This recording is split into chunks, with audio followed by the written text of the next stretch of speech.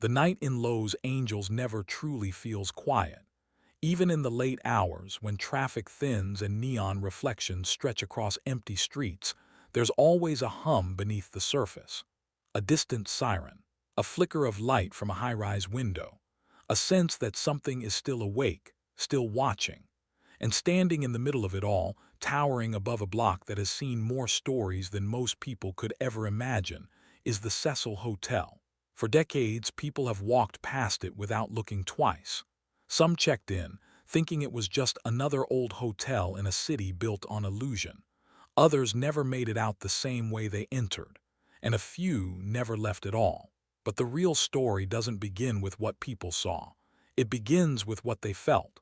A quiet discomfort, a strange heaviness in the air, the kind of feeling you can't explain, but you know it's there the moment you step inside. Because long before it became infamous, long before its name began to surface in whispers and headlines, the Cecil Hotel was already becoming something else, something darker, something that no one fully understood. The building opened in 1927, during a time when Los Angeles was expanding rapidly, chasing dreams of glamour and opportunity. The hotel was meant to be elegant, modern, and welcoming. Marble floors, grand staircases, a place for travelers, businessmen, and visitors who wanted to be part of a growing city. And for a short time, it was exactly that. Guests arrived with suitcases and expectations. The lobby buzzed with conversation. The rooms were filled with laughter, plans, and the quiet optimism that defines a new beginning. But cities change. And sometimes they change faster than anyone expects. Within a few years, the area surrounding the hotel began to shift. Economic hardship crept in. Streets that once felt alive began to carry a different kind of energy.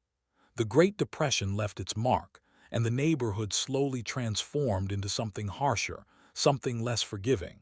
And the hotel changed with it. The guests were different now. People who arrived weren't always chasing dreams anymore.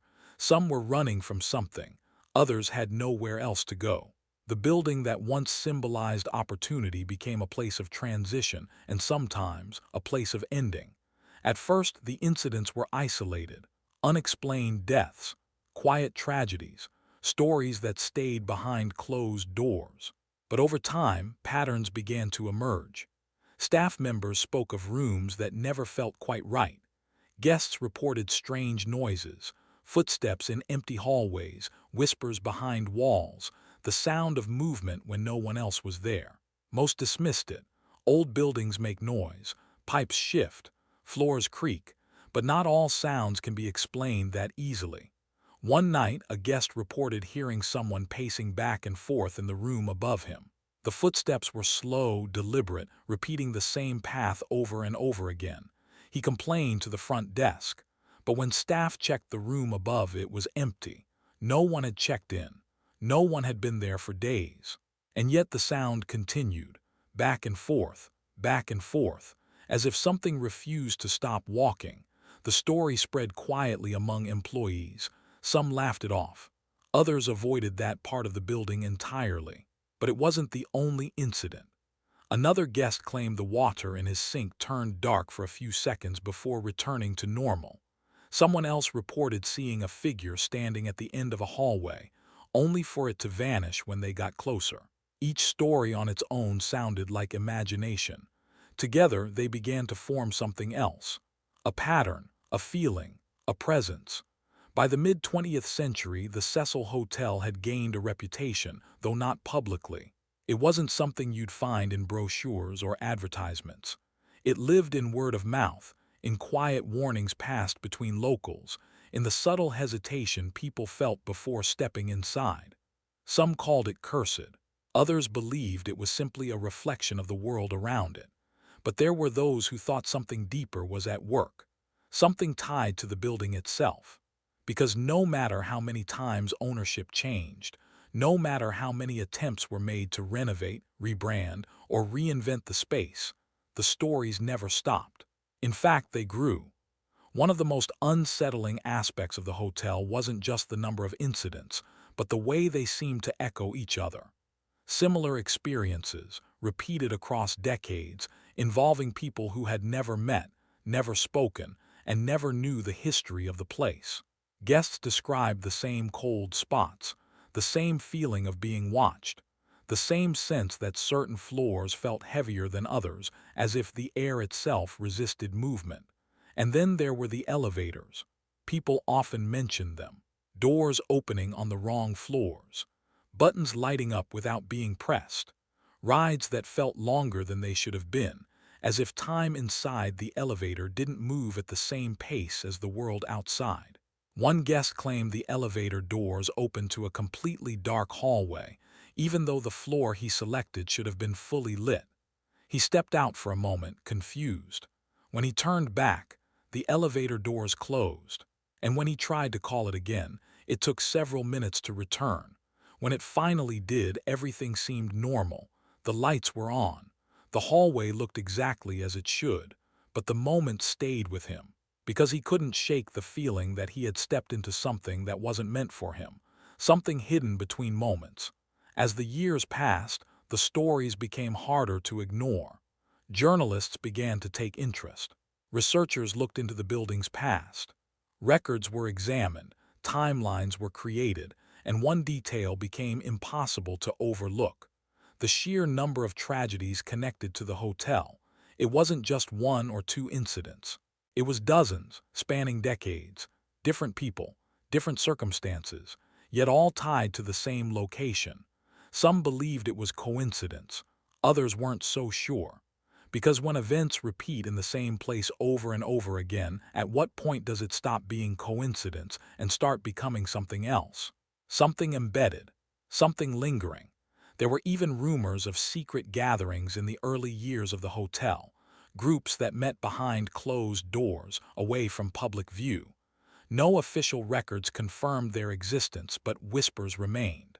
Stories of rituals, of people who believed the building held energy and that energy could be used.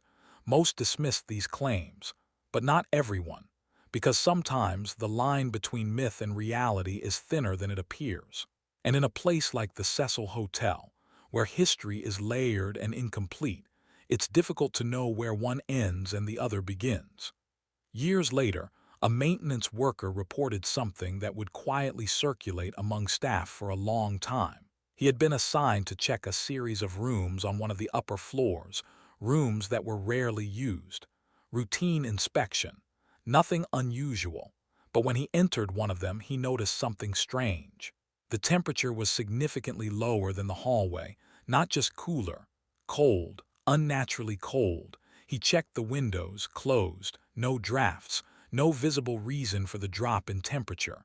Then he noticed the mirror. It wasn't fogged. It wasn't cracked, but something about it felt wrong. He couldn't explain it. It was just a mirror. And yet, standing in front of it made him uneasy, as if he wasn't entirely alone in the room. He left quickly, telling himself it was nothing.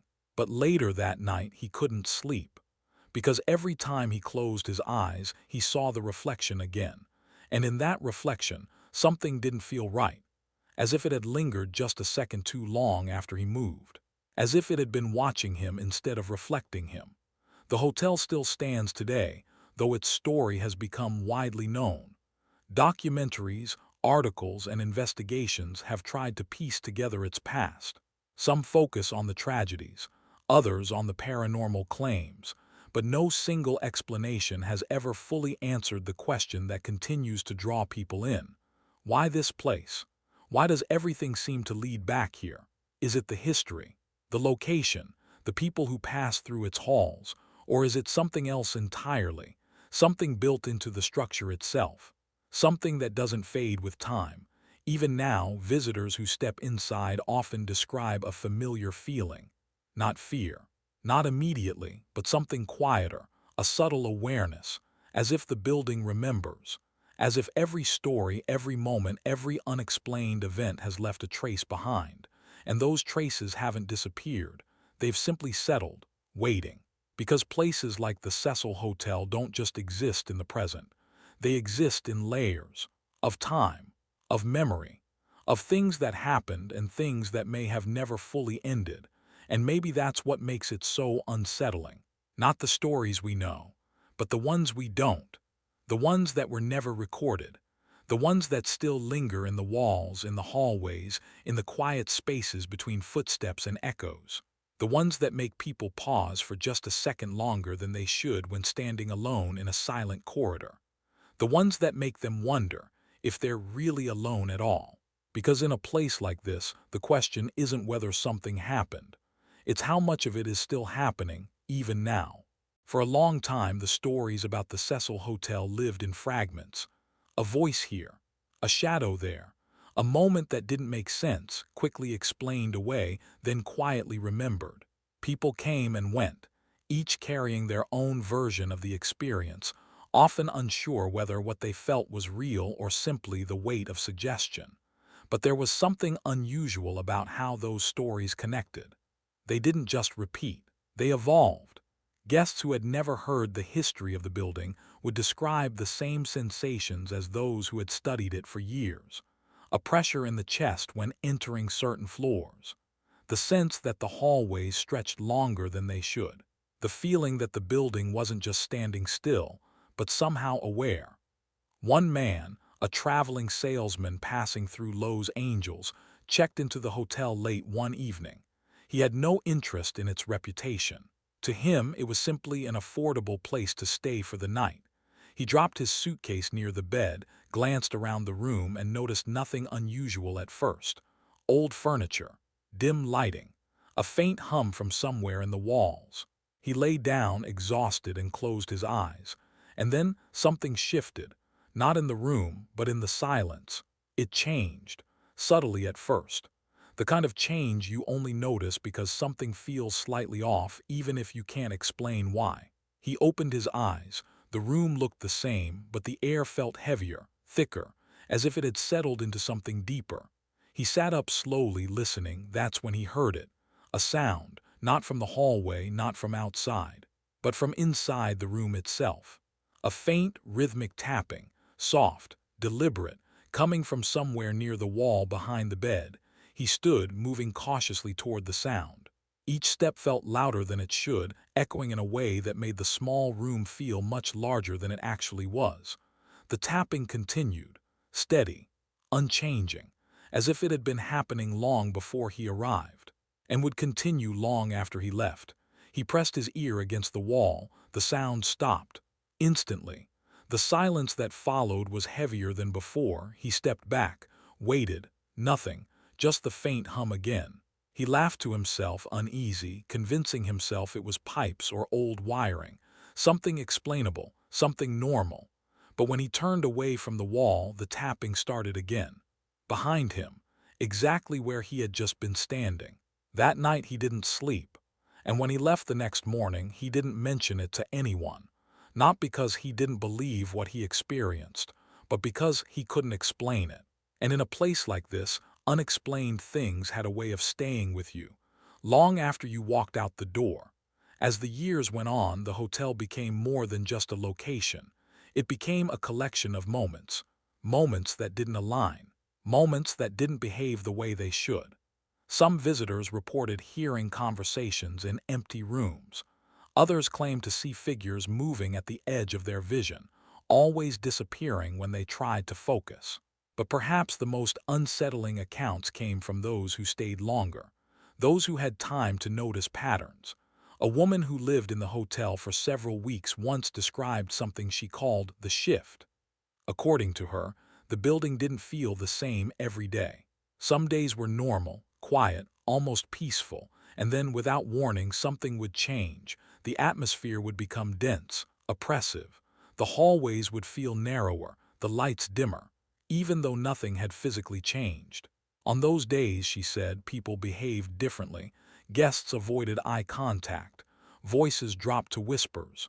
Even the staff seemed distant, as if everyone felt it, but no one wanted to acknowledge it. She left after a month. Not because something specific happened, but because of the feeling, the constant sense that the building was shifting around her, adapting, reacting, watching. And she wasn't the only one.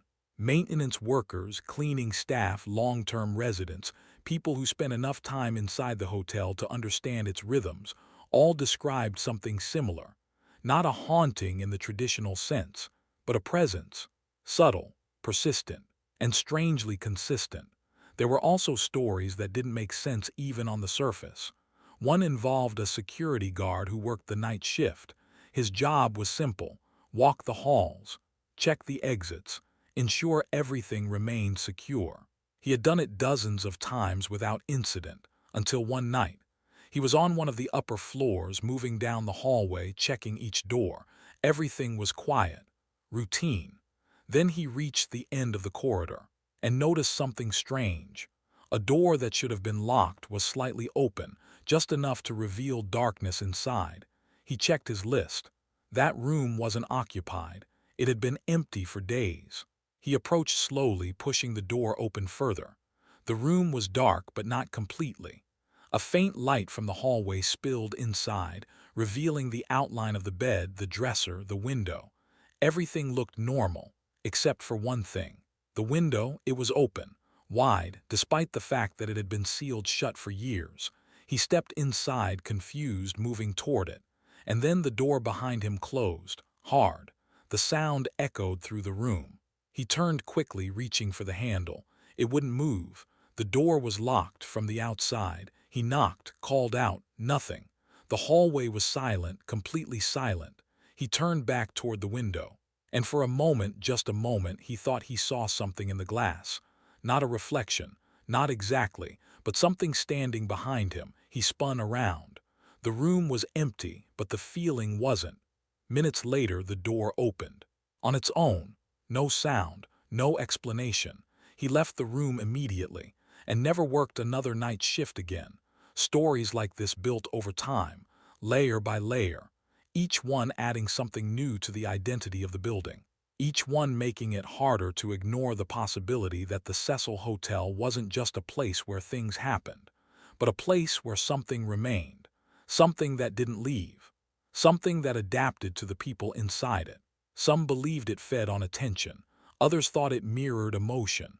A few suggested something more unsettling, that the building wasn't haunted by spirits but by moments, fragments of time that never fully passed, repeating, overlapping, bleeding into the present. And if that were true, then what people were experiencing wasn't a presence watching them, but a memory, one that didn't realize it was over, or worse, one that refused to end. Because the deeper you look into places like this, the more you begin to question something unsettling. What if the past doesn't stay in the past? What if certain places hold on to it, not as history, but as something still happening, somewhere beneath the surface, still unfolding, still waiting? And if that's the case, then every sound, every shadow, every unexplained moment inside the Cecil Hotel might not be a haunting. It might be something far more disturbing, a glimpse into something that never stopped happening at all. That idea stayed with the people who had experienced it. Not the fear, not even the confusion, but the question. If what they felt inside the Cecil Hotel wasn't something watching them, but something replaying itself, then what exactly were they stepping into when they walked those halls? And more importantly, could those moments change? Or were they fixed, unavoidable, repeating exactly the same way over and over again, no matter who happened to be there to witness them? It wasn't long before someone tried to find out. A small group of independent researchers, people more curious than cautious, arrived in Los Angeles with a very specific goal. They weren't interested in ghost hunting in the traditional sense. They didn't bring tools to detect spirits or measure temperature drops. Instead, they focused on patterns, time, sound, behavior. They had studied dozens of reports from former guests and employees, mapping out where incidents occurred and when they were most likely to happen. What they found was strange. Certain floors had higher concentrations of reported experiences. Certain hours, particularly late at night, showed increased activity. But more interesting than that, some events appeared to happen at nearly the same time across different years. Not identical, but close enough to suggest repetition, as if the building followed its own schedule, a cycle. And if that was true, then it might be possible to predict when something would happen. The group chose one particular room to focus on, a room that had been mentioned in multiple accounts over several decades. Different people, different stories, but always the same location, the same descriptions, a feeling of pressure, unexplained sounds, moments where reality didn't seem to behave the way it should. They set up simple recording equipment, audio devices, cameras, nothing invasive, just observation. Then they waited. For hours, nothing happened. The room remained still, quiet, almost disappointingly normal. One of the researchers began to question whether the pattern they had identified was just coincidence. Maybe the stories had influenced each other over time. Maybe people expected something to happen and convinced themselves that it did. But then, at exactly 2:17 a.m., something changed. It wasn't sudden. It didn't announce itself, but every person in the room felt it at the same time. The air shifted, subtly, like a pressure drop before a storm. One of the audio devices picked up a faint sound, a low-frequency hum, barely audible, but consistent. The cameras recorded nothing unusual. The room looked the same. But the feeling was undeniable. One of the researchers described it later as stepping into a memory that wasn't yours. They didn't speak, not at first, they simply listened. The hum continued, then footsteps, clear, measured, moving across the room, except no one was moving. Everyone stood still, watching each other, trying to locate the source. The sound didn't echo the way it should have. It didn't bounce off the walls. It felt contained, as if it belonged to a different version of the room. One of them whispered, "Do you hear that?" The moment the words left his mouth, the footsteps stopped. The hum faded, the pressure lifted, and just like that, everything returned to normal. The equipment continued recording, but whatever had happened had ended. They checked the footage later. The audio confirmed it, footsteps, clear, distinct. But the cameras showed nothing. No movement, no shadows, no visible cause. Just an empty room. And yet all four of them had heard it, felt it, experienced it, at the exact same moment. That was the turning point, because it confirmed something they had only suspected before. The events inside the Cecil Hotel weren't random. They weren't chaotic. They followed rules. Not rules anyone fully understood, but rules nonetheless. Time mattered, position mattered, and perhaps most unsettling of all, awareness mattered. Because the moment they acknowledged the sound, it stopped, as if whatever was happening didn't want to be noticed, or couldn't continue once it was. That detail changed everything. It suggested that the events weren't just repeating blindly. They were sensitive, reactive, influenced by the people observing them. And if that was true, then what would happen if someone didn't interrupt? If someone stayed completely silent, completely still, allowed the moment to continue without interference? The researchers debated it.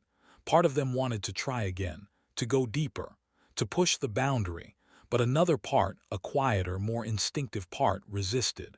Because there was something unsettling about the idea of letting the moment play out fully, of not interrupting, of not breaking the cycle. What if the reason those events stopped when noticed wasn't just because they were fragile?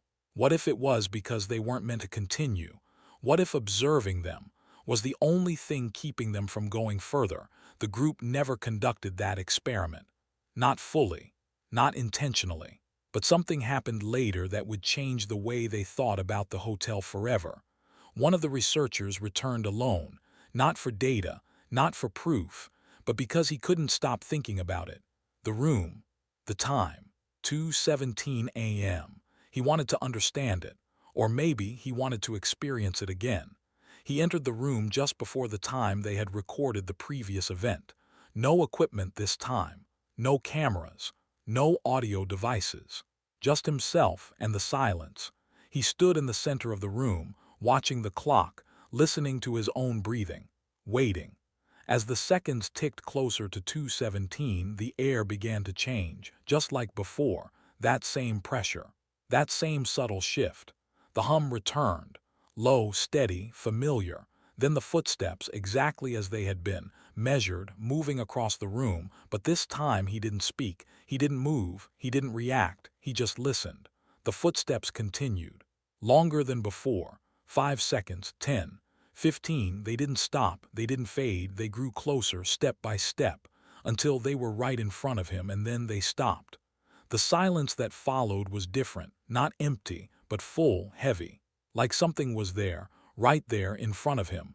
He couldn't see anything, but he felt it, a presence, close enough to touch. And for a brief moment he considered reaching out. But something inside him, something deep and instinctive, told him not to, so he stood there, frozen, breathing slowly, waiting. And then, without warning, the air snapped back. The pressure vanished. The hum disappeared. The footsteps were gone. Everything returned to normal, just like that. He left the room immediately, and never went back. When he told the others what happened, he struggled to describe it, not because he didn't remember, but because the experience didn't feel like something that had just happened. It felt like something he had stepped into, something that existed independently of him, something that would continue, whether he was there or not. And that realization changed the question entirely.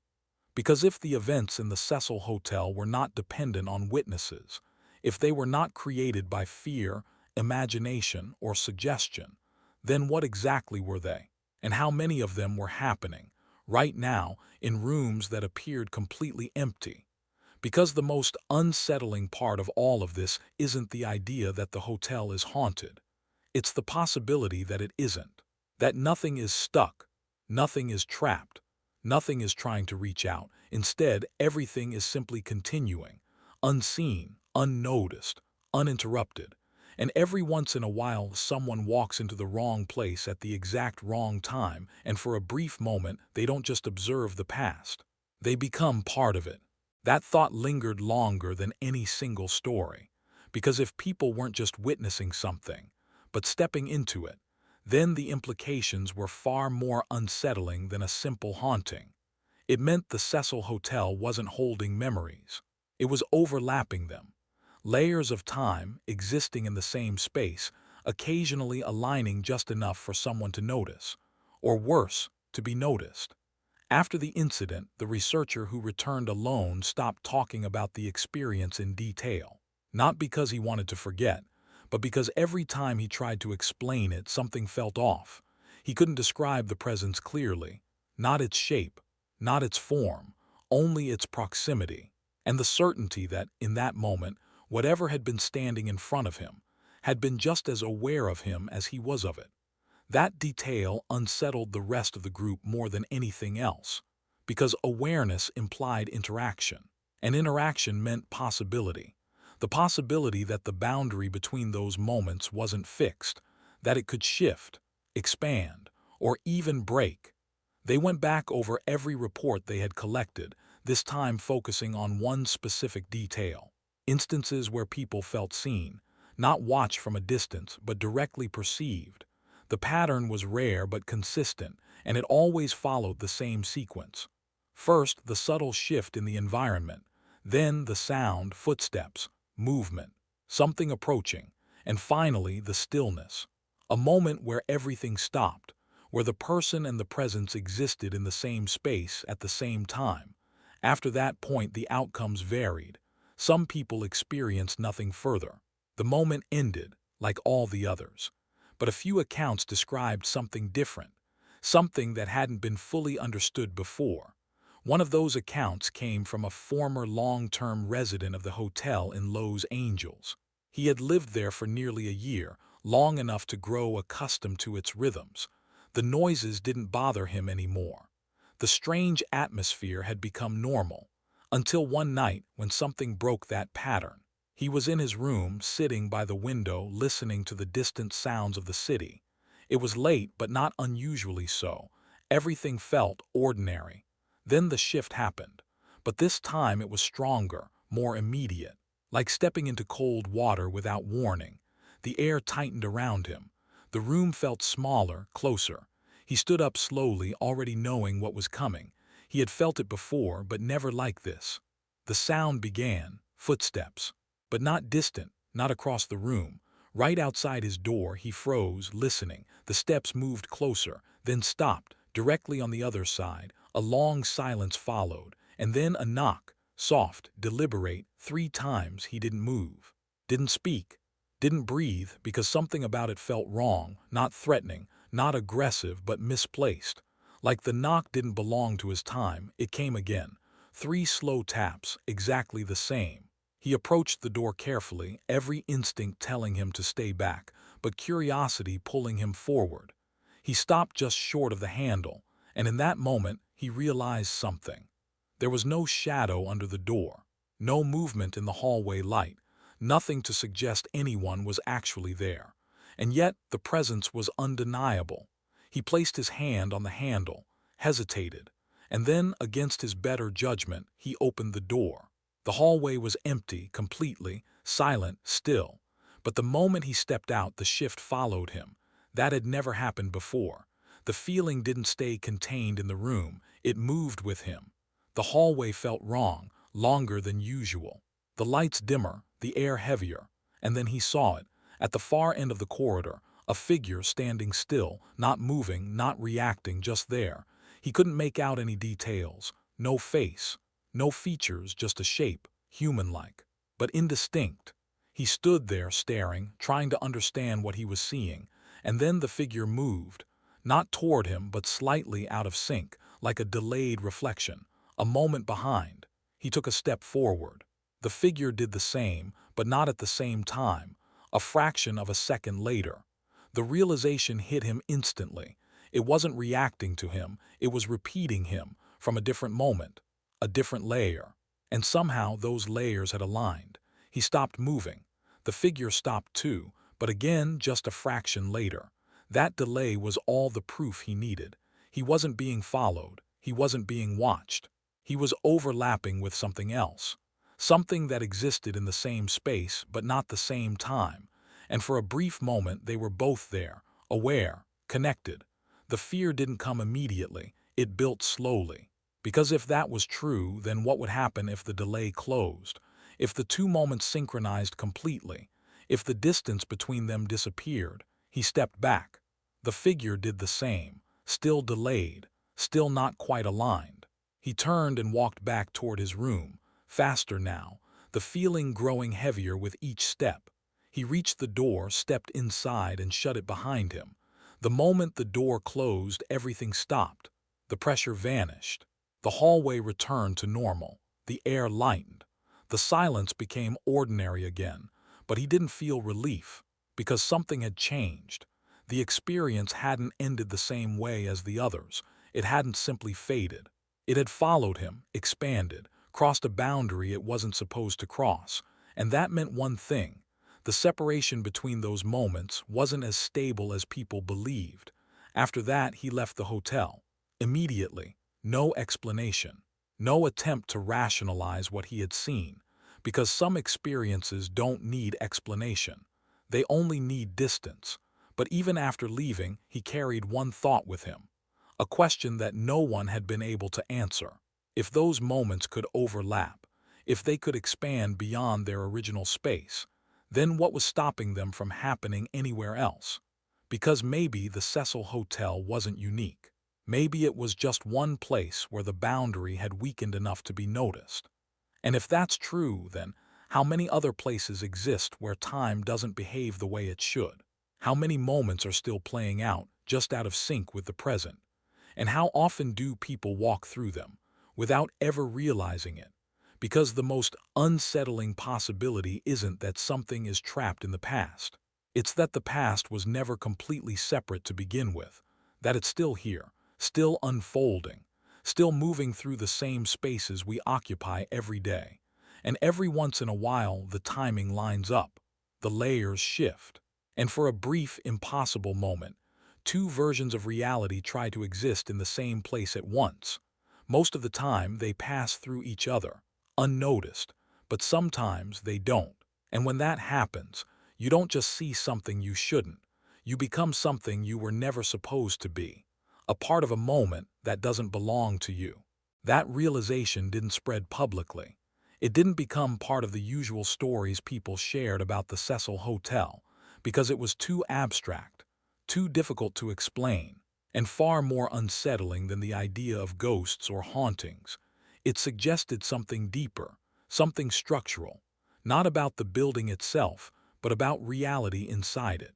The group of researchers stopped their work shortly after that last account, not because they had reached a conclusion, but because they had reached a limit. There was a point where observation stopped feeling like curiosity and started feeling like interference. And none of them wanted to find out what would happen if they pushed further. But one detail remained unresolved. One pattern that didn't fit neatly into everything else. It had been buried in older reports, often dismissed, often ignored, because it didn't match the idea of repetition. It suggested something else entirely. Change. Subtle but undeniable. There were a handful of accounts, very few, where people didn't just witness a moment, they altered it, not intentionally, not dramatically, but enough to create a difference, a deviation. In one report, a guest described hearing footsteps approach their room just like many others had before, but instead of staying silent, he spoke, not loudly, not aggressively, just a simple question. "Hello?" The footsteps stopped, as expected, but instead of fading away, they resumed, different this time, slower, uneven, as if whatever was creating the sound had reacted, adjusted. In another case, a woman reported seeing a figure at the end of a hallway. She had read enough about the hotel to know what others had experienced, so instead of moving away, she waved. A small, uncertain gesture. The figure didn't disappear. It didn't repeat her movement. It hesitated just for a moment, before turning and walking out of sight, not repeating, not delayed, but choosing a direction. That detail alone didn't make sense within the pattern, because until then everything had followed a kind of fixed behavior, a loop, a sequence.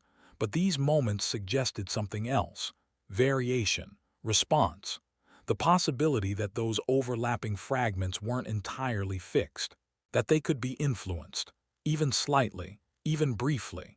And if that was true, then the boundary wasn't just weak, it was flexible, which raised a question no one wanted to ask directly. If a person in the present could influence something from another moment, could the reverse also be true? That question remained theoretical, unproven, until one final account surfaced. It didn't come from a guest, or a researcher, or anyone who had gone looking for something unusual. It came from a maintenance worker, someone who had spent years inside the building in Los Angeles, someone who knew every hallway, every room, every detail of its structure. He wasn't interested in the stories, didn't believe them, didn't think about them. To him, the hotel was just a job, until one night when something happened that didn't fit into anything he understood.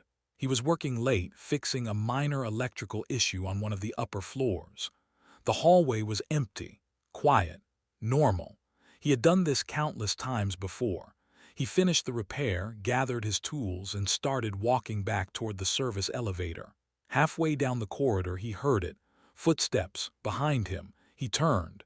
No one there. He sighed, assuming it was just someone on another floor, the sound traveling oddly through the structure. He kept walking. The footsteps came again. Closer this time. He turned again, still nothing.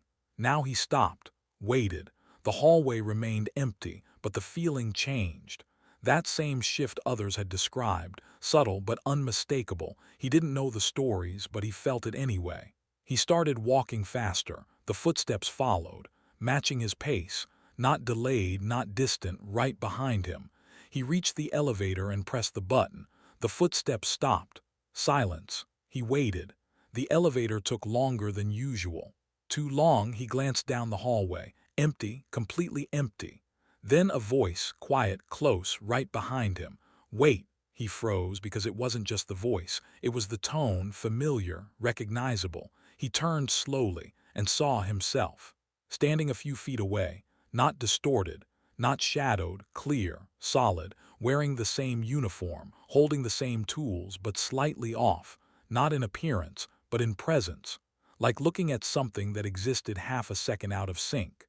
They stared at each other, neither moving, neither speaking, And then the other version of him stepped forward, just one step, and said it again. "Wait." The word echoed strangely, not through the hallway but through the moment itself. And suddenly everything shifted. The air tightened, the lights flickered. The space between them felt unstable, like it couldn't hold both of them at once. And in that instant he understood something he couldn't explain. This wasn't a reflection, wasn't an illusion, wasn't a ghost. It was him from a different moment, intersecting with his own. And something about that intersection was wrong. He stepped back, the other him didn't. The delay was gone, they were perfectly aligned, mirrored, synchronized. And that's when the fear hit. Not fear of what he was seeing, but fear of what would happen if it continued, if the overlap completed, if there was no separation left between the two. The elevator doors opened behind him. He didn't look, didn't think, he stepped backward into it. As the doors began to close, the other version of him moved, fast, reaching forward, not aggressive, not violent, but urgent, like it was trying to stop him, or warn him, or replace him. The doors shut, cutting the moment in half. The pressure vanished instantly, the lights stabilized, the air returned to normal. He stood there inside the elevator, breathing heavily, alone. When the doors opened on the ground floor, everything was exactly as it should be. Normal, ordinary, unchanged. But he wasn't, because he knew what he had seen. And more importantly, he knew what it meant. The moments inside the Cecil Hotel weren't just overlapping randomly. They weren't just replaying. They weren't just reacting. They were converging, slowly, unpredictably, but inevitably. And if two versions of the same person could occupy the same space, even for a second, then the boundary wasn't just weakening, it was collapsing. After that night he quit, left without explanation, never returned. And like so many others, he didn't try to make sense of it, because some things don't need understanding. They only need to be avoided, but the building remained, quiet, still, unchanged on the surface. People continued to check in, to walk its halls, to sleep in its rooms, unaware of what might be happening just beyond their perception. Because the most disturbing truth about places like this isn't what has already happened, it's what is still happening, right now, unseen, uninterrupted, moments crossing into each other, time folding in ways it shouldn't. And every once in a while two paths align, two versions meet. And for a brief, impossible second, there is no difference between past and present, no separation between observer and participant. Only the overlap, only the convergence, only the question, when it happens again, will there still be a way back? Or will one version remain, while the other is left behind, trapped inside a moment that never ends? If you're enjoying this journey, make sure to hit the like button and subscribe to the channel. Your support helps us uncover more hidden secrets, haunted stories, and thrilling tales just like this one. Don't miss what's coming next. Subscribe now and turn on notifications. After that account, there were no more investigations, no more attempts to measure, record, or predict what was happening inside the Cecil Hotel. Not because people lost interest, but because the nature of the phenomenon had changed. It was no longer something external, no longer something you could stand back and observe. It had crossed into something else entirely, something that could involve you, directly, personally. And once that line is crossed, there's no clear way to step back. Still, the building remained open. People continued to arrive in Lowe's Angels, drawn by curiosity, necessity, or simply by chance. Most of them never experienced anything unusual. They checked in, slept, left, their stay passing like any other. But a few, a very small number, encountered something they couldn't explain. And those encounters shared one final, consistent detail. They didn't feel like something new. They felt like something already in progress, like walking into a conversation that had started long before you arrived, and would continue long after you were gone. One of the last known accounts came from someone who never intended to stay at the hotel at all, a traveler, passing through the city. Every other place was booked. The Cecil was the only option. He checked in late, barely noticing the building itself, just another place to rest for a few hours before moving on. He was given a room on one of the higher floors, a quiet corridor. No noise, no activity. It felt empty. He entered the room, dropped his bag, and sat on the edge of the bed. Something felt off immediately. Not wrong, just unfamiliar, like the room didn't quite match itself. The layout made sense. The furniture was normal, but the spacing felt slightly misaligned, as if everything was placed correctly but from a different version of the room. He stood up, walking slowly across the space, trying to shake the feeling. It didn't go away. It deepened. He moved to the window, looked out over the city lights. Everything outside felt stable, real, unchanging. But behind him, something shifted. He didn't turn immediately. He didn't need to because he felt it. That same pressure others had described. The same quiet distortion in the air. Then movement, soft, subtle, behind him. He turned and saw the room exactly as it was, but not empty. There was someone there, sitting on the bed, in the exact spot where he had been moments before, facing away from him, still, silent. The traveler froze, not out of fear but confusion, because the figure was him. Same clothes, same posture, same stillness, but slightly delayed. Like an echo that hadn't caught up yet, he stepped forward. The figure didn't move. He spoke. "Hey," the figure didn't react, just sat there, unaware or unable to respond. And then the realization came, slow, heavy, unavoidable. He wasn't looking at something following him. He wasn't looking at something watching him.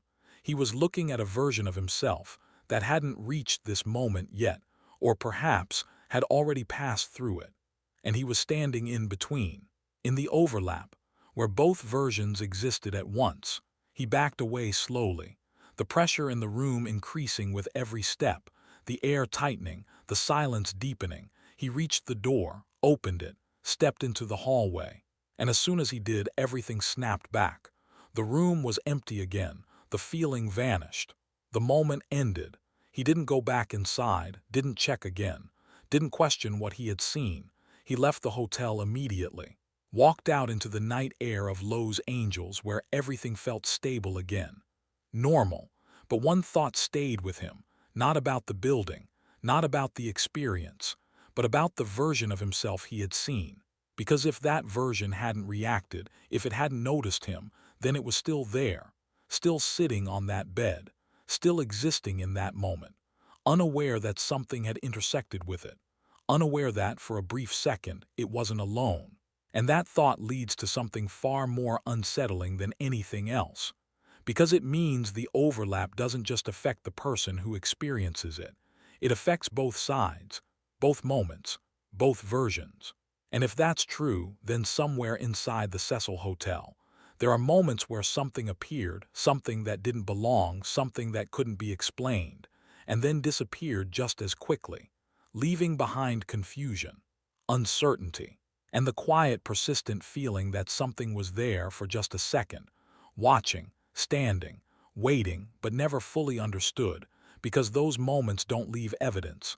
They don't leave proof.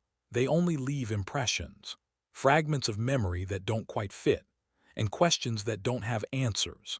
Questions like, how many times has this happened, without anyone realizing it?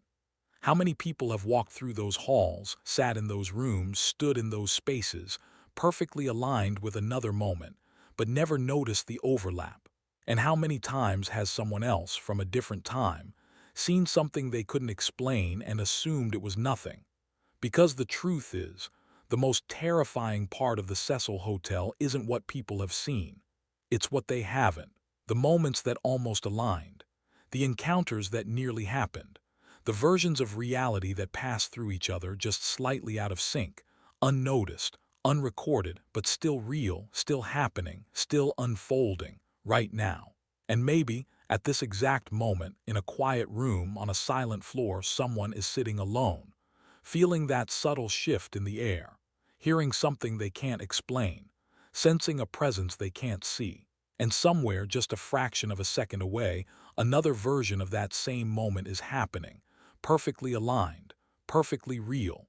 And just for an instant, they are not alone. They are standing at the edge of something impossible, a place where time doesn't separate, where moments don't end, where reality doesn't stay fixed, only overlaps, only repeats, only waits for the next alignment, for the next intersection, for the next person who happens to be in the wrong place at exactly the right time. After that, the stories didn't stop, but they changed. They became quieter, less detailed, not because people had nothing to say, but because what they experienced didn't translate easily into words. The Cecil Hotel no longer felt like a place where something happened. It felt like a place where something was ongoing, constant, unresolved, and increasingly unstable. A few final accounts surfaced over the years, not widely shared, not officially recorded, but passed between people who had spent enough time in Lowe's Angels to recognize patterns when they heard them. Each one added something small, something subtle, but together they formed a picture that was far more disturbing than any single story. One account described a guest who checked into a room and immediately felt disoriented, not physically, but spatially.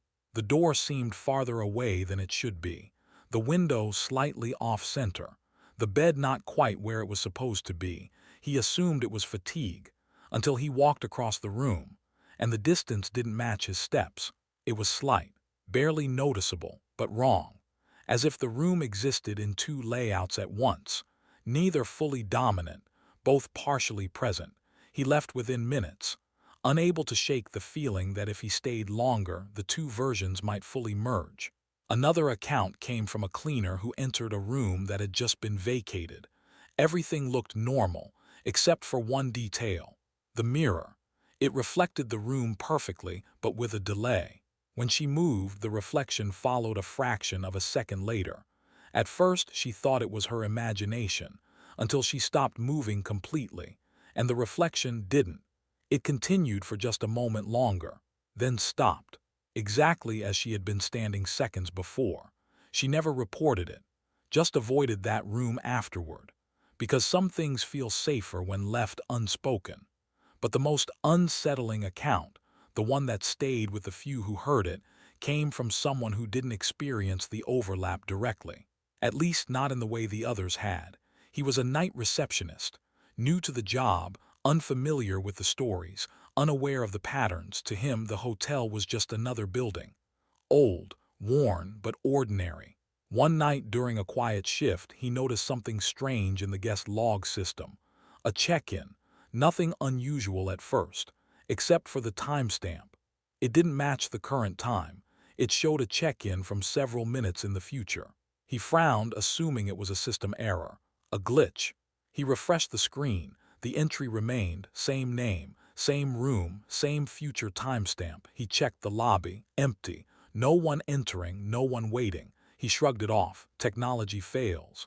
Systems glitch. That was the simplest explanation. But then, exactly at the time listed, the front door opened, and a man walked in, calm, unhurried, approaching the desk. The receptionist felt a subtle tension in the air. That same shift others had described, though he didn't yet recognize it. The man reached the counter, gave his name, and it matched the entry exactly. Same spelling, same details, same room. The receptionist processed the check-in slowly, carefully, trying not to show his unease, because something about it felt reversed. Not like he was recording the event, but confirming it, as if the moment had already happened, and he was just catching up. He handed over the key. The man nodded, turned and walked toward the elevator. Nothing dramatic, nothing obviously wrong, but as the elevator doors closed, the receptionist noticed something. The time on the system updated again. Another entry, same name, same room, but this time with a timestamp slightly earlier than the current time. He stared at the screen, confused, then slowly looked up toward the entrance, and for a brief moment he saw it. The same man, walking in again, repeating the same steps, approaching the desk, but slightly out of sync, like a recording starting over. He blinked, and the moment collapsed. The lobby was empty again, silent, still. The system returned to normal, no duplicate entries, no future timestamps. Just the original check-in, logged like any other. He didn't report it, didn't mention it, but he didn't stay long after that, because something about that experience felt different. It wasn't just an overlap. It wasn't just a fragment of another moment. It was a loop, a moment that didn't just intersect but reset, repeated, adjusted, as if the boundary wasn't just thinning but breaking in cycles. And that leads to the final possibility, the one no one can confirm, but no one can completely dismiss, that the Cecil Hotel isn't just a place where moments overlap. It's a place where time doesn't move forward the way it should, where certain events don't fully complete, where some moments don't resolve, they replay, not perfectly, not identically, but close enough to be recognized, close enough to be experienced, again and again and again, with slight differences each time, small changes, minor variations, like something is trying to reach a version that fits, a version that stabilizes, but never quite succeeds. Because if that's true, then every experience, every sound, every figure, every reflection is part of something larger. Not separate events, but fragments of the same process. A system trying to correct itself, or failing to. And if it is failing, then the instability isn't contained. It's growing, slowly, subtly, but inevitably. Which means the real question isn't what has already happened inside the hotel, it's what will happen next. Because somewhere, right now, a moment is beginning. A small shift in the air, a faint sound, a subtle misalignment, barely noticeable, but real, and somewhere else, that same moment is already ending, or repeating, or waiting, and eventually those moments will meet. They always do. The only uncertainty is what happens when they do. Because up until now, most people have been able to leave, to step out of the overlap, to return to something stable, something normal. But if the loops continue, if the boundaries continue to weaken, then one day, someone won't. One day, the alignment will hold, the overlap won't collapse, the moment won't end. And when that happens, there won't be two versions anymore. There will only be one, and no one will be able to tell which one it was supposed to be. After that possibility took hold, the stories didn't escalate in the way you might expect. There were no sudden, dramatic incidents, no widely reported events that forced attention back onto the Cecil Hotel. Instead, everything became quieter, more subtle, as if whatever was happening inside the building had no need to reveal itself anymore, because it no longer depended on being noticed. And that silence was far more unsettling than anything that came before. People still came and went in Lowe's Angels, checking in for a night or a week, unaware of the deeper patterns that had been quietly forming over time. Most experienced nothing, but a few left with something they couldn't explain. And increasingly, those experiences shared one final, chilling detail. They didn't end. Not completely. One account described a man who left the hotel after a short stay, shaken by nothing specific, just a persistent feeling that something wasn't right. He couldn't point to a single moment. No sound, no figure, no clear event. Just a constant, low-level awareness that something had been slightly out of place the entire time. He returned home, relieved to be away from it, back in a space that felt stable, predictable, normal. For a few days, everything was fine, until he noticed something small, a delay, not in his surroundings but in himself. He would move his hand, and for the briefest moment it felt like the motion didn't fully belong to him, like it was catching up. He dismissed it at first. Fatigue, stress, but it continued, subtle, inconsistent, but always there. A fraction of a second where something didn't align. Then came the sound, footsteps, not in his house, not outside, but behind him, only when he was alone, only when it was quiet. He never saw anything, never found a source, but the pattern was familiar, even if he didn't understand why. Because the experience hadn't stayed behind. It had followed him, not as a presence, not as something external, but as a shift in perception, as if part of him had remained slightly out of sync.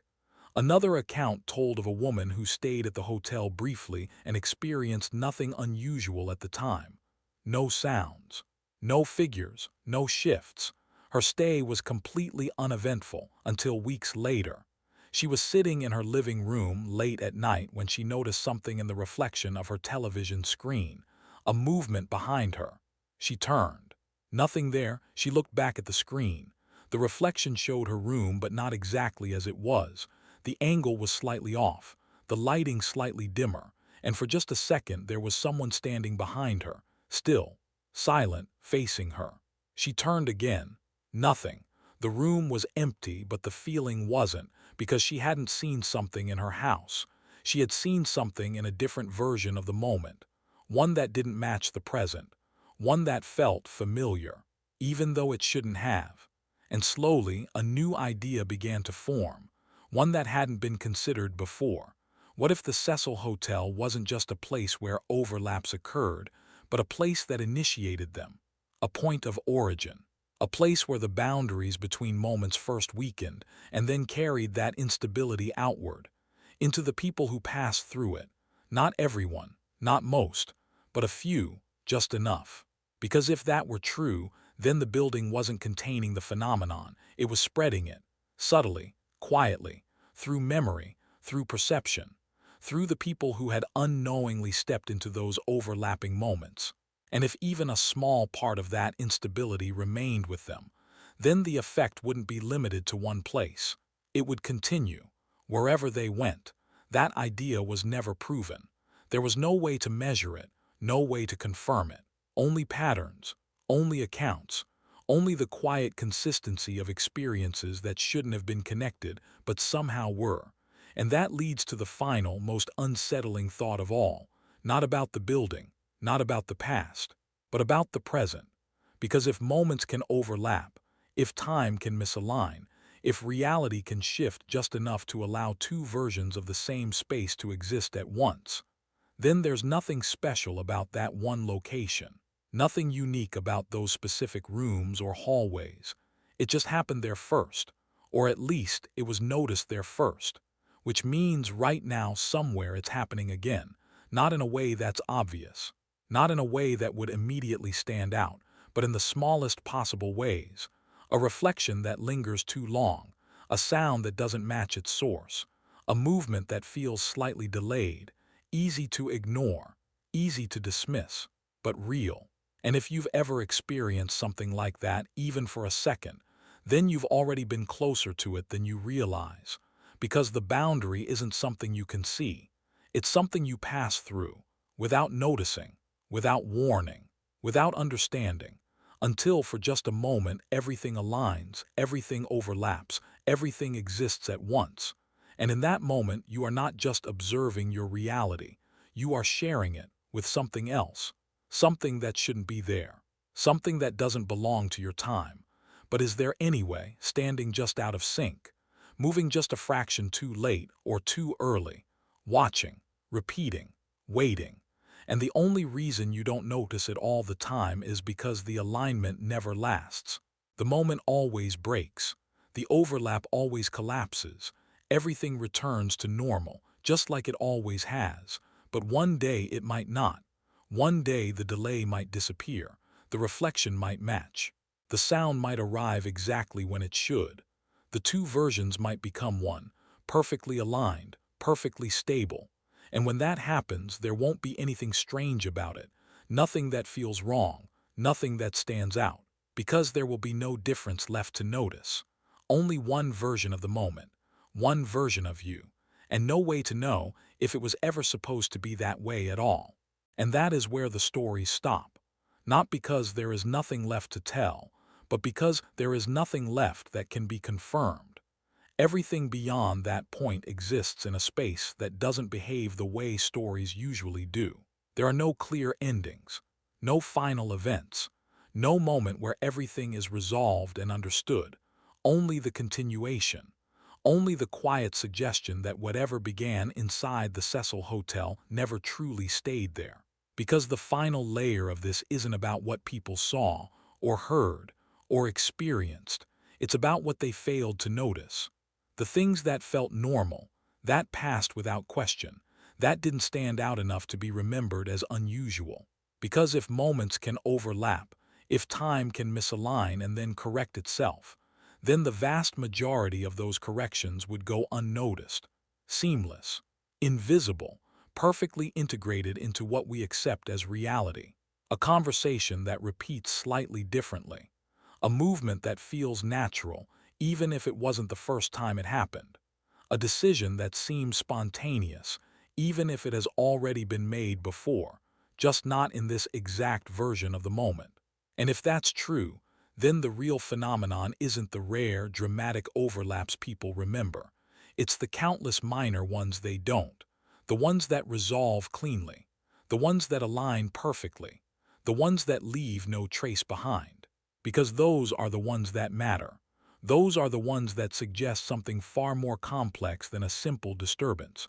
They suggest a system, something that adjusts, that corrects, that stabilizes inconsistencies before they can fully form. And every once in a while that system fails, just slightly, long enough for someone to notice, long enough for a story to exist, but not long enough to fully break. And that raises one final question, not about the hotel, not about the past, but about everything. If reality has the ability to correct itself, to smooth over overlaps, to remove inconsistencies, then how would you ever know when it didn't? How would you recognize a moment that had been adjusted, a version of events that had been replaced? Because any evidence of the change would be gone. Any memory of the previous version would be unstable, incomplete, fading, leaving behind only a vague sense that something isn't quite right, a feeling that passes quickly, easily dismissed, easily forgotten, but still there, somewhere beneath the surface. And maybe that's why places like the Cecil Hotel stand out, not because they are different but because they are flawed, because whatever keeps everything aligned doesn't work perfectly there. And those imperfections, those small, temporary failures, are the only reason anyone ever notices at all. Because without them, everything would appear completely normal, completely consistent, completely real, and there would be no reason to question it, no reason to doubt it, no reason to ever consider the possibility that the moment you're experiencing right now might not be the only version of it that exists, or that ever existed. Because if there are others, if there are overlapping versions slightly out of sync, then somewhere, right now, another version of this exact moment is happening, with a small difference, so small you wouldn't notice it. A word said differently, a thought that doesn't occur, a movement that happens a fraction of a second earlier or later, and in that version everything feels just as real, just as stable, just as certain. Until, for some reason, the alignment shifts, the overlap begins, and for a brief, impossible instant, both versions exist at once. One of them continues, the other doesn't, and there is no way to know which one you're in, no way to compare, no way to step outside of it, only the experience itself, only the feeling of continuity, only the belief that this moment has always been this way, even if, somewhere, it wasn't. And that is why the story doesn't end. Because it isn't a story, it's a possibility, one that doesn't need proof, one that doesn't need witnesses, one that doesn't even need to be noticed. It only needs to happen, quietly, seamlessly, over and over again, until every inconsistency is resolved, every overlap is corrected, every moment is aligned, perfectly, completely, and permanently, whether we realize it or not. And yet, even that isn't the end of it. Because there's one last detail, so small, so easily overlooked, that almost no one ever includes when they talk about the Cecil Hotel. Not the sounds, not the figures, not the overlaps, but the aftereffect. Not what people experience inside the building, but what lingers in the moments that follow. There are accounts, rare, scattered, often dismissed, where people didn't just leave with memories, they left with uncertainty about those memories. Not confusion, not forgetfulness, but instability, a quiet, persistent doubt about the sequence of events they had just lived through. One man described leaving the hotel and recalling his stay in perfect detail. The room, the hallway, the sounds, everything was clear. Until days later he tried to remember the order of it all, and something didn't fit. Events that should have happened first felt like they came later. Moments that seemed connected didn't align anymore. It was as if the memory had been rearranged, not erased, not altered completely, just shifted, slightly, enough to make it impossible to be certain. Another account told of someone reviewing photos from their stay, simple pictures, nothing unusual at the time. But when they looked at them later, something felt wrong. The sequence didn't match their memory. A photo they remembered taking early in the evening appeared later in the timeline. A picture of an empty hallway showed a door open that they were sure had been closed. Small details, individually insignificant, but together inconsistent, as if the record of the moment didn't fully agree with the moment itself. And that leads to something far more unsettling than anything else, because it suggests that the overlap doesn't just affect reality in the moment, it affects how that moment is preserved, how it's remembered, how it's recorded, how it exists after it has already passed. And if that's true, then the question isn't just whether two moments can exist at once. It's whether, after they separate, only one version is allowed to remain. And everything else, every alternate sequence, every conflicting detail, every version that didn't align is quietly removed. Not erased completely, but softened, blurred, adjusted until it fits, until it feels consistent, until it becomes the only version you can remember clearly. Because think about it, if two versions of the same moment overlapped and then separated, which one would you remember? Which one would feel real? Which one would your mind accept as the correct sequence? The answer seems obvious, but only because you've never been able to compare. You've never had access to the version that didn't stay, the version that didn't align, the version that was discarded, and that's the final implication. The one that doesn't rely on sightings, or sounds, or strange events inside a building, because it doesn't stay in one place. It doesn't need a location. It doesn't need a trigger. It only requires one thing, a moment where reality doesn't fully agree with itself. And if that moment resolves, if one version stabilizes, then the others disappear. Not violently, not dramatically, but completely enough that no one questions it. No one notices. No one remembers except for a feeling. A subtle, almost untraceable sense that something was different, that something didn't quite match, that something changed. And maybe you felt that before.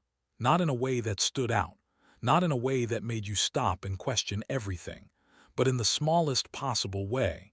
A memory that doesn't feel perfectly anchored. A moment that seems slightly out of order. A detail that doesn't match the way you recall it happening. Easy to ignore, easy to dismiss, but still there, somewhere in the background. And if that feeling exists, even once, then it suggests something simple and deeply unsettling. That what you remember isn't necessarily what happened, only what remained. Because the true nature of places like the Cecil Hotel isn't just about overlapping moments. It's about selection, resolution, correction, a process that ensures only one version of reality continues forward, clean, stable, consistent, while everything else falls away, unseen, unrecorded, unremembered.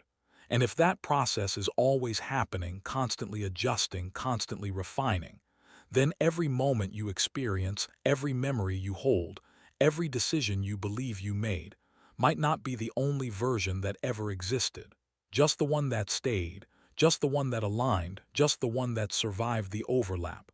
And the rest, they're not gone, not completely. They exist in the gaps, in the inconsistencies, in the faint impressions left behind when something almost didn't match. Fragments of moments that didn't make it through. And maybe, every once in a while, those fragments surface, not as full experiences, not as clear memories, but as something smaller, a hesitation, a déjà vu that doesn't resolve, a feeling that you've already been here but not in the way you remember. And in that instant, without realizing it, you're standing at the edge of something much larger, a system you can't see, a process you can't control, a reality that isn't as fixed as it feels. And the only reason it doesn't terrify you is because it works, because it keeps everything aligned, because it ensures that no matter how many versions might exist, you only ever experience one, the one that continues, the one that fits, the one that makes sense, even if somewhere beyond your awareness there were others, and maybe still are, waiting, unresolved, just slightly out of sync, for the next moment when everything almost lines up again. And now we reach the point where the story almost seems to stop, but it doesn't, because the Cecil Hotel has never allowed a true ending. Its influence isn't loud, dramatic, or visible. It's subtle, quiet, persistent, and it leaves a mark that you feel rather than see. As you reflect on the accounts, the overlaps, the echoes of moments that never fully existed, a question forms in your mind. How many times have we experienced fragments of reality without realizing it? How many times has a memory been altered before we could grasp it, corrected before we could question it, overwritten before we could record it? Some will say it's just coincidence, fatigue, hallucination, the mind playing tricks, but the consistency, the subtle patterns, the small corrections that keep reality intact, they suggest something else. Something that exists beyond observation, beyond recording, beyond human comprehension. The building itself stands as a monument to that process. It doesn't scream. It doesn't chase. It doesn't force anyone to notice. But it holds within it the capacity to disturb the very structure of time and memory. And those who enter, even unknowingly, participate in something much larger than themselves. Something that unfolds in fragments and repeats in ways that escape logic. And here is the final, chilling thought. The moments you think are isolated, the memories you believe are fixed, the decisions you are certain you made, they may not be entirely yours. Because somewhere out of sync with your perception an overlap exists, a version of your reality that doesn't match your own, a reflection of events that almost, but not quite, occurred. And every so often those two versions brush against each other, leaving behind a trace you can't name, a sensation you can't place, a doubt you can't dismiss. You might walk away thinking it's all just a story, a legend, a cautionary tale about a hotel in Los Angeles that has seen too much. But the effect lingers, because whether you realize it or not, you've glimpsed the mechanics of something far beyond ordinary understanding. You've felt in the smallest way the fragility of time and memory, the impermanence of what we call reality. And for a moment, just a moment, you understand that the Cecil Hotel is not just haunted by spirits or by tragic events or by the secrets of the past. It is haunted by time itself, by the echoes of overlapping moments, by the fragments of realities that exist just beyond our perception, and it continues, always, quietly, imperceptibly, waiting for the next alignment, the next overlap, the next person to unknowingly step into its influence. So the next time you walk through an unfamiliar space, or glance into a reflection, or feel a fleeting sense of déjà vu, remember this story. Remember the Cecil Hotel. And consider that perhaps what you experience is only the version that survived, the version that aligned, the version that the world allowed to continue. And somewhere else, somewhere close but invisible, another version exists, another possibility, another reality, just slightly out of sync. And the question remains, will your moment align next? Or will it remain a fragment, unnoticed, unrecorded, and forever lost? The Cecil Hotel may stand silent in the heart of Los Angeles, but it will never truly be empty. Its story never ends. Its moments never fully conclude. And for those who step inside, or even those who simply remember it, it continues to unfold quietly, impossibly, eternally. Because in the end, the true horror isn't what happened there. It's that the line between what is real and what isn't has already begun to blur, and none of us can be sure which side we're on.